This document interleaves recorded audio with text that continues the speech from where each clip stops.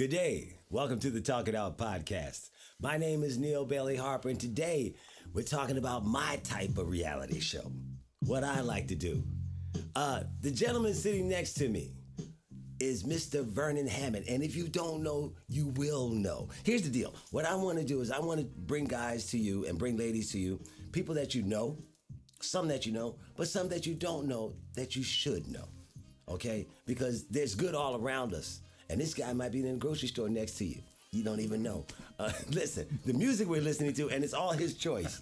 The music is from Grover Washington Jr., and I ain't mad at him at all. Mr. Magic. Mr. Magic. As a saxophone player, I am not worthy. We bow down to Grover. Mr. Magic just found out that he wanted to be a DJ, and this is one of his lead-in songs. Thanks for joining us, Vernon. Oh, how you man, doing? It's a joy. It's a pleasure, man. So now listen, I'm going to give a little background. Okay. UDC. Yep. When it was really UDC. Oh, my Lord, yes. Yes. John Hopkins University. John Hopkins, yeah. Worked for the federal government for 36 years. Yes, sir. Yes, wow, sir. wow. Yeah. Retired from the federal government. Oh, my Lord. How cool is that? God, he's younger than me and he's retired. Two sons. Two sons. Like myself, I have two sons.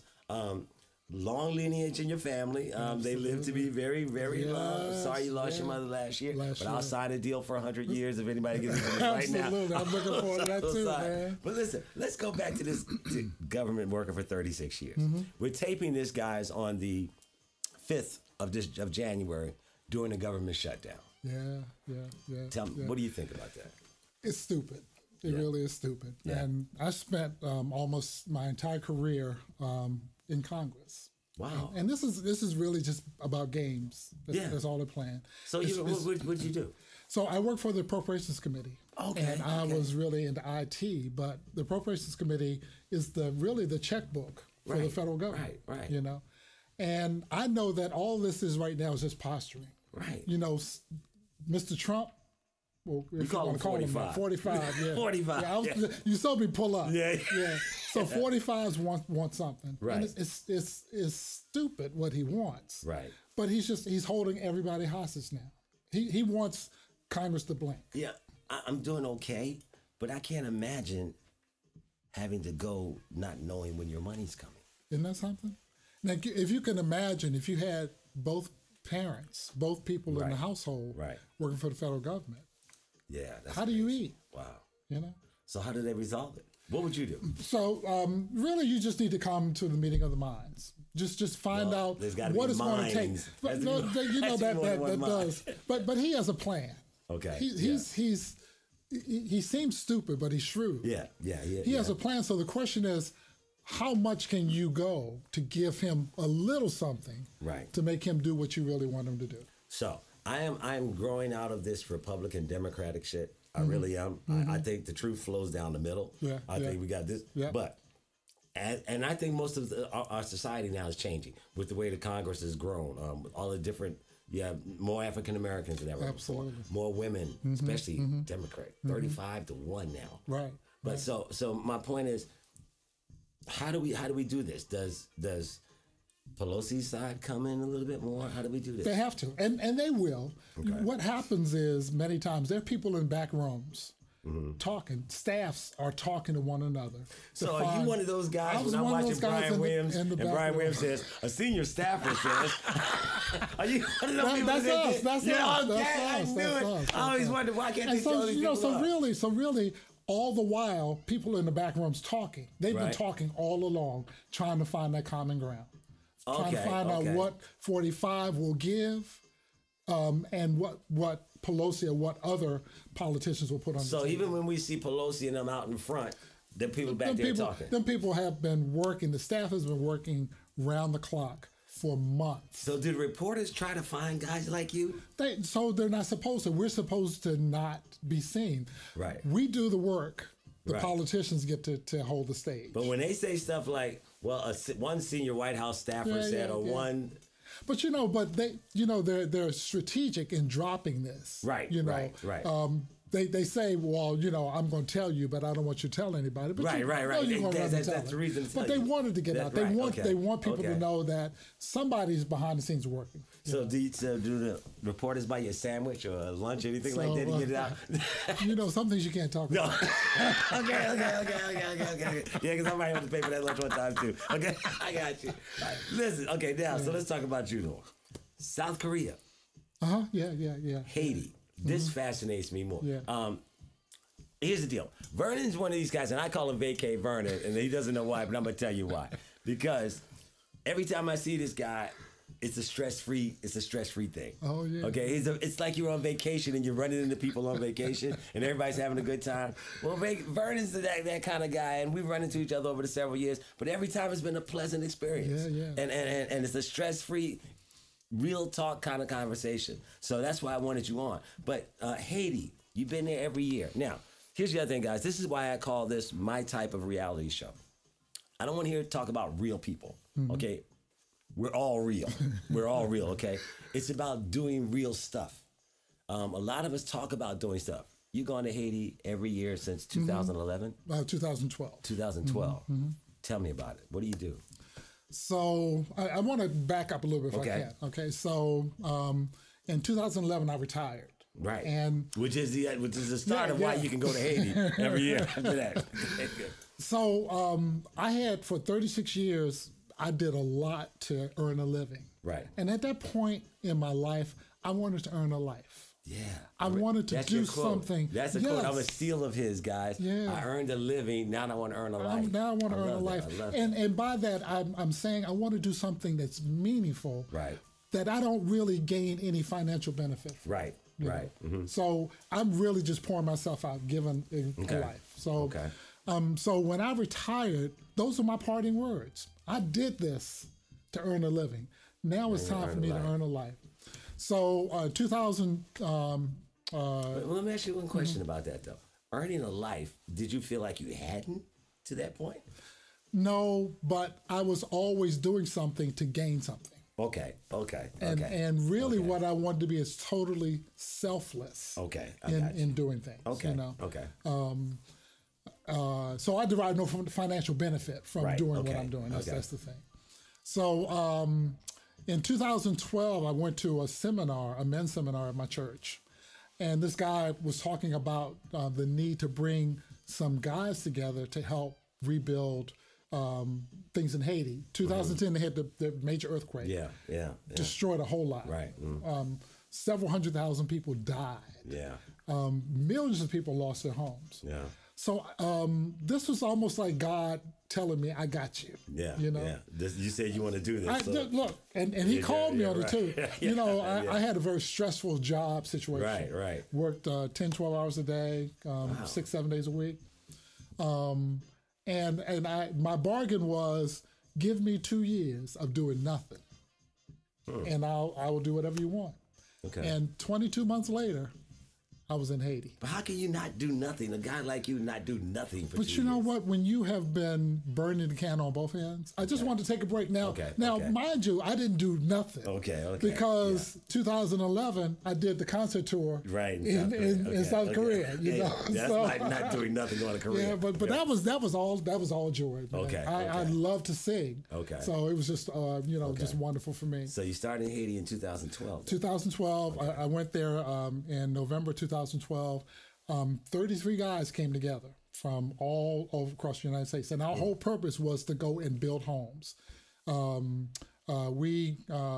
literally building homes, pouring concrete, blocks. Ever done that before? Never. Okay.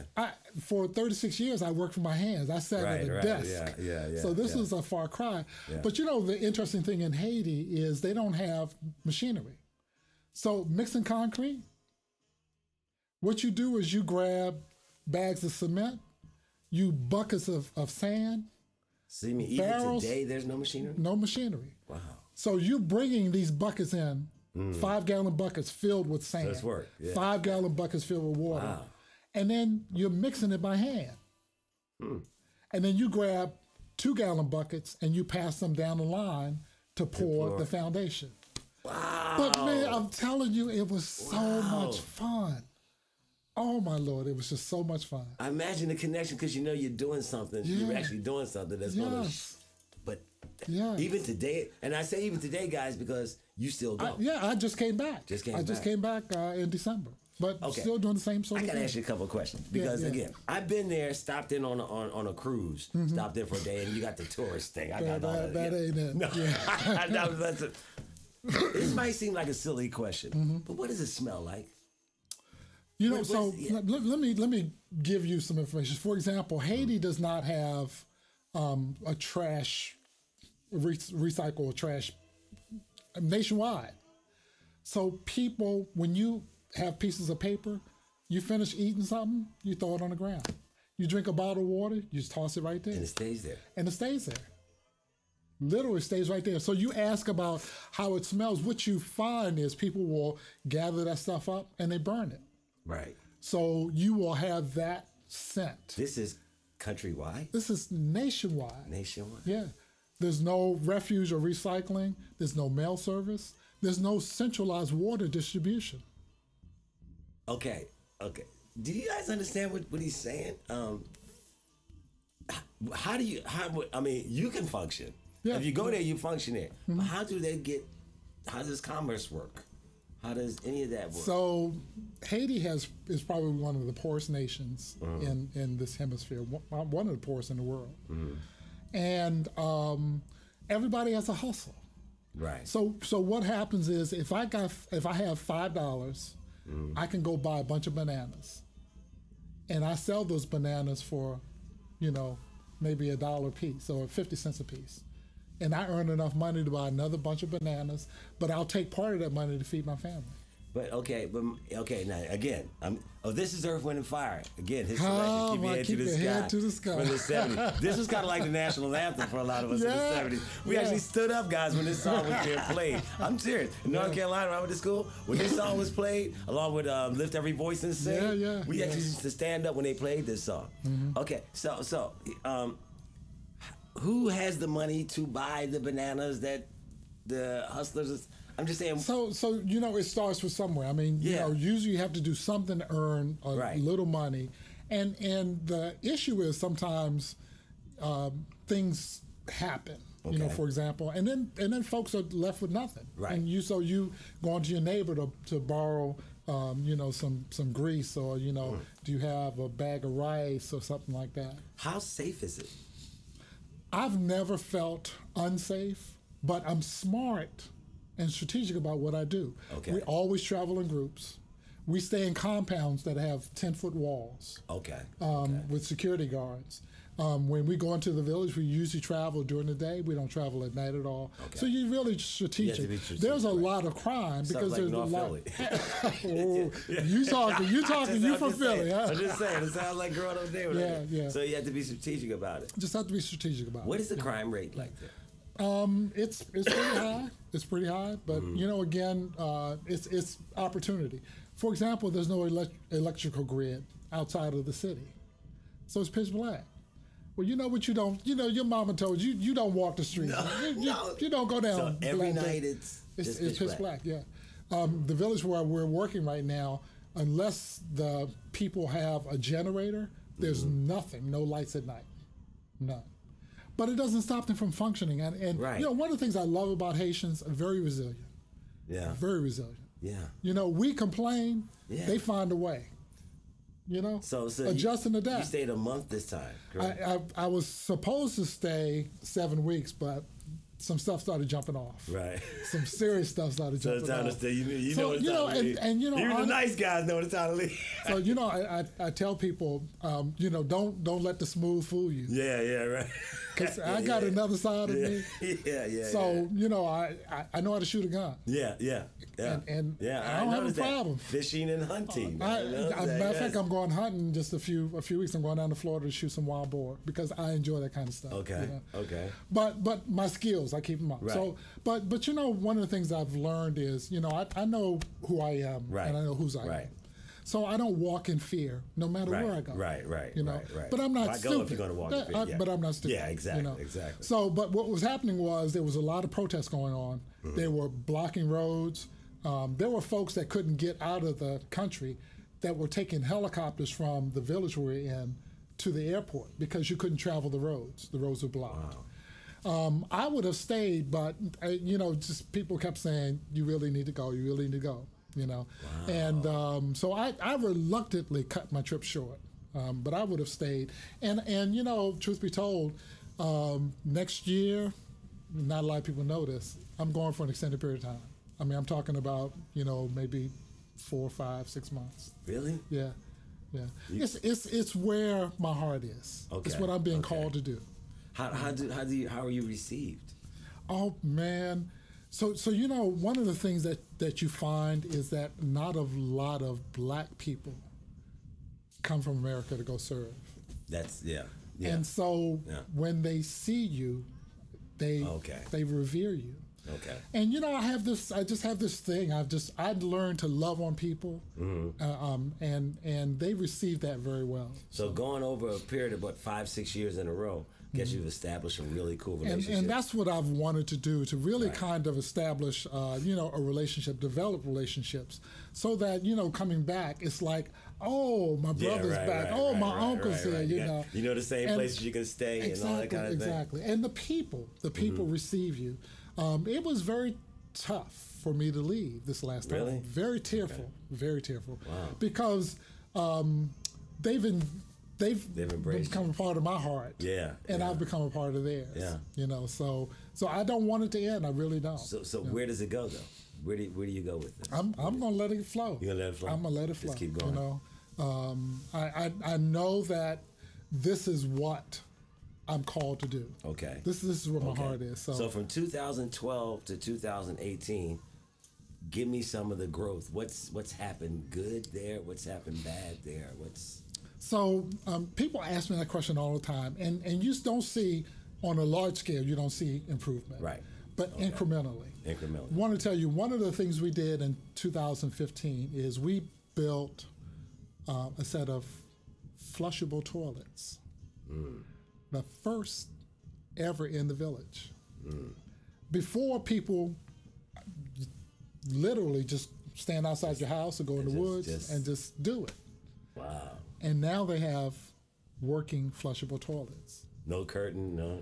We actually literally built like 4 stalls, put doors on them and everything. But before that, they were just outside. Yeah, just hey, Vernon, how you doing? And you know, I mean, to the point that when I'm there at school, if kids have to pee, they just go outside the building. Girls squat. Wow. You know, and this is 2018. But it's what. It's what they do. It's what they do. Yeah. And Americans are more shy about stuff like that. Right. You know, you could be walking by somebody's house, they're bathing. Okay. You know, there's like a screen or something up, but you can easily tell there's somebody there bathing. We're screaming about stuff like that. They're not. So water systems? None. No. How big is a village? When you say it, how big is the village? The village I work in is probably about 6,000 or 7,000 people. Oh, that many. And it's a mountainous area. You know, so they're spread out across. So you lose me there, yeah. I climb mountains. Oh my, you know. Vehicles ride up the mountains. Sometimes, but it's tough going. So many times you have to walk. You know, it's nothing for me to do 10, 15 miles a day walking up and back. You know, spending time. Another one of my jams. Another one of his jams. The Commodores. The Commodores. When the Commodores were the Commodores. See, this guy probably had an afro and them 2-inch heels. Oh, look, I got a picture of a big old fro, man. I used to always talk about the guys today, they get tricked into wearing Timberlands in the summertime. We wore silk and wool shirts. Oh, my Lord. You know, they used to stick to you when they sweated outside. Boy, yeah. But the Commodores were a great group. Oh, this was before Lionel Richie broke away. Yes, indeed. And the drummer was actually the lead singer. The drummer was actually lead singing the Commodores for a while. Right. But this is the Commodores. I'm Easy from, I believe, 73. Something like that. Yeah, but so this is just so we're more squeamish about, you know, stuff like that. But again, they just make do. So who runs the country? Part of Haiti's problem is the politicians have been corrupt. I mean, and this goes back decades. Okay. The big issue when I was there in November, December was $1.8 billion disappeared from an oil trust fund. $1.8 billion. And the people found out about it. Right. That's enough to really kind of change the country. Yeah. But the other part of that in Haiti is you have different factions that want to keep upheaval going because it benefits because it benefits them personally. Right. Yeah. So that's in Port-au-Prince area?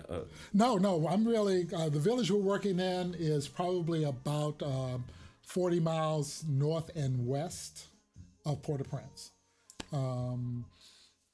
But it's really there. When you get there, everything is. I guess you know what it is. You know what you're going. Yeah. You know and one of the things the blessing that I have had for the last few years is to usher people, to bring people, to lead people. Right. In this. Right. So, and it's a joy to have people see it for the first time and right. Deal with that. Right. But one of the things that I've enjoy is that we sort of Americanize their stay. Okay. Most people, when I bring them to Haiti, when I'm leading teams, they're there for 1 week. So what we try to do is we try to Americanize their lodging, their food. Okay. And then we put them to work. Yeah. Show them a little bit of cable. Yeah. So I saw some pictures of you from, I guess, this year with some kids there. Oh, my God. And you just looked at peace. Oh, you just looked really, really, the same smile, guys, that he has right now. Oh, I just saw some pictures of him with maybe 7, 8, 9-year-olds. And he was just like in Maryland at his home. It was the same kind of joy I see. It is, man. That's something that's just in me. Right. I was sharing with you that, at my church, I teach 2 and 3-year-olds. Right. And I've learned to teach them at their level. Yes. So when we get together, I'm 6'4". Yeah. But when we get together, I go down to their level. Yeah. And we deal at their level. Yeah. And so when I'm dealing with the kids, and kids are kids no matter where you are. Exactly. When I'm in Haiti, I'm dealing with 7 or 8, 9-year-olds. Yeah. We play there. Yeah. I bring like board games with me. Like we'll play Connect 4. Oh, okay. Or we'll play Uno. And I know you leave all the games. Yeah, I do, but I whip them all every chance I get to. Yeah, you got it. Good. Because there's winners and there's losers. Oh my Lord, you got to learn. You have to learn. It's interesting because we both work with kids, so I understand that philosophy, and that's the other thing people don't understand. Children are children. Yes. Wherever they go, and any child here, if they were there, would be the same way in those circumstances. Yeah, absolutely. So absolutely. How do they feel when you leave? I'm telling you, man, it was a I know how tearful, you feel. But it was tearful on both sides. Okay. It was tearful on both sides. Okay. My last day when I told you things were jumping off. Right. And I was planning to leave. My flight wasn't until Wednesday of that week. But Sunday, they got word there were going to be more demonstrations. So they moved me from my village to Port-au-Prince. Demonstrations is a nice word for Oh, yeah. I mean, this chaos. Yeah, okay. It's straight up.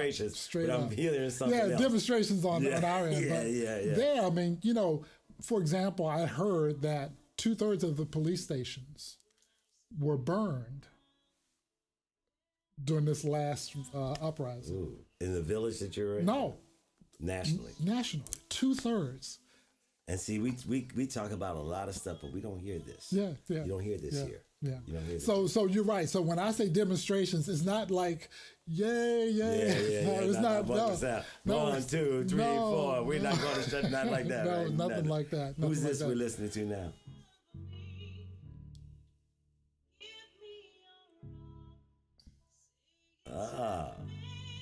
Oh, man. Your song. Who we listening to? Jealousy? That it? Lettucey. All the way is lettucey. All the way, yeah. That struck a nerve. Huh? Oh my goodness, yeah. Where did that come from? I just, I've seen her perform. Okay. And she just goes all in, man. Okay. And it just takes me all in. Yeah, from a guy who goes all in. Yeah. I understand the connection now. Yeah. So anyway, so I had to really kind of roll out quickly. Right. And so I kind of announced to the kids I had to leave that day. And I mean, tears everywhere, man. Did they get in touch with you during the year? No, because they don't have technology like that. That's wild. But one of the things that really touched me, Neal, is one of the ladies in the village, one of the senior people in the village, sent me a Facebook post and said these words. It said that they call you Papa. And that's quite an honor for somebody that's an orphan. Right. Wow. So it does, and it fills me now to think about that. Do any of these kids ever aspire to get out of Haiti? One of the things I'm trying to get together, a group of us are trying to get together now, is a way to bring them to the U.S. just for a brief visit so they can see what's outside of Haiti. Right. So they can get a taste. A young lady asked me a question. She's 20 years old. She said, "What is Hollywood like?" And I didn't want to tell her Hollywood is a dirty old place. Yeah. And it's nothing like what people like Haiti. It's Hollywood lights. Yeah, exactly. So I want them to see. I want for them to experience what life is like outside of their village, right? Outside of their country. Okay. So I would love to make that happen. The group of us are talking now about pulling that all together. Okay. To bring the kids, and not just on one time, but to set it up so it's an ongoing program. Well, here's the deal: when that happens, I'm not gonna say if, because I know who I'm talking to. Yeah. When that happens, you need to talk to me too, because if there's a place, if you bring enough that they need a place to stay or something like that. You got one here, and I'm sure I can find some people that could open up doors for them just to get them sick. Yeah, and for them to see what it's like. Right. For real. Right. Again, I shared with you that most of the people they see who come over there are white.